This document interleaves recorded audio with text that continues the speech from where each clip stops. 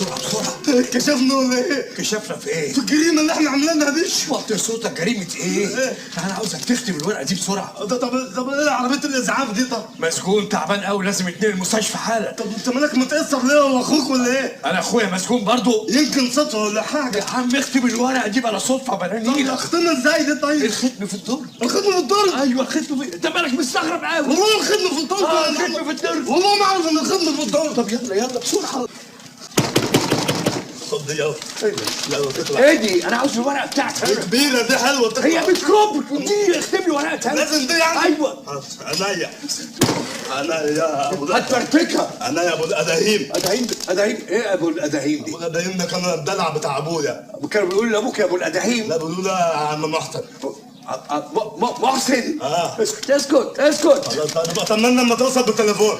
على مين؟ على ابن اخوك المريض اللي هناك.